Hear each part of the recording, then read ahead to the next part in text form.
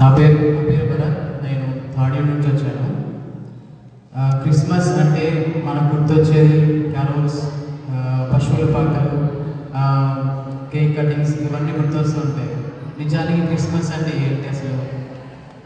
మనం ఫస్ట్ క్రిస్మస్కి వెళ్తే, అంటే జీసస్ పుట్టినప్పుడు ఓరిజిన్కి వెళ్తే, అక్కడికి వెళ్ళినప్పుడు ఫస్ట్ క్రిస్మస్ ఎలా జరిగింది అంటే, అక్కడ యేసుక్రీస్తు ప్రభు పుట్టినప్పుడు ఆ చుట్టుపక్కల ఉన్న గొల్లలకు దేవదూతలకు వాళ్ళని పంపి, దేవదూతలు గొల్లలకి చెప్పారు, దావీదు నగరమున ఒక రక్షకుడు పుట్టాడు, ఆయన క్రీస్తు ప్రభు అని.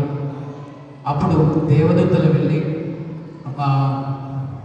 గొల్లలకు చెప్పినప్పుడు ఆ గొల్లలు బెత్లెహేములో ఉన్న యేసుక్రీస్తు ప్రభు, శూర్పాకలో ఉన్న యేసుక్రీస్తు ప్రభు దగ్గరికి వెళ్ళి ఆ ప్రభువును యేసుక్రీస్తు ప్రభువును చూసి, బాలయేసును చూసి వాళ్ళు దేవుని స్తుతించారు, దేవుణ్ణి ఆరాధించారు.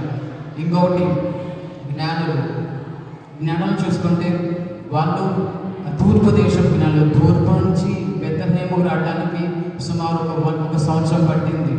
ఆ సంవత్సరం లోపల వాళ్ళు ఆ బాలయేసును చూడడానికి తూర్పు దేశం నుంచి బెత్లెహేము రావడానికి సుమారు ఒక సంవత్సరం పట్టింది.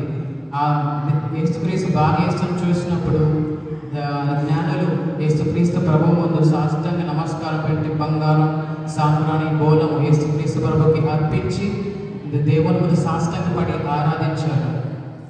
ఇంకోటి సిమియోను కూడా 8వ రోజున మరి తల్లి యోసేపు గారు దేవాలయాన్ని తీసుకొని వచ్చినప్పుడు సిమియోను చేతిలో పట్టుకొని ఇశ్రాయేల్ ప్రజలకు రక్షించిన దేవుడు ఇతడే అని దేవుని స్తుతించారు. ఇక సిమియోను యేసుక్రీస్తు ప్రభు చూసుకుంటూ దేవుని స్తుతించారు, దేవుని ఆరాధించారు. ఇంకా అన్నమ్మ కూడా దేవుని కోసం ఎదురు చూస్తూ ఉంది. సో వీళ్ళందరికీ ఎదురు చూపు. అన్నమ్మ ఎదురు చూసింది, జ్ఞానులు ఆరాధించారు, తర్వాత గొడ్డలు ఆరాధించారు, ఇంకా సిమియోను ఆరాధించారు.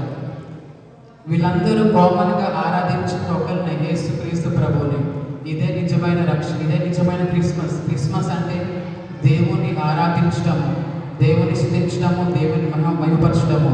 అంటే వాళ్ళందరూ కూడా యేసుక్రీస్తు ప్రభువులో చూసింది ఈయనకి మన కోసం వచ్చే రాజు, రక్షకుడు అని వాళ్ళ గుర్తెరిగి ఆ రక్షకుడిని స్తుతించి ఆరాధించి వాళ్ళు క్రిస్మస్ పండుగని అలా సెలబ్రేట్ చేసుకున్నారు. ఇదే నిజమైన క్రిస్మస్ అంటే దేవుణ్ణి ఆరాధించడము, దేవుని స్తుతించడము, దేవుని మహిమపరచడము.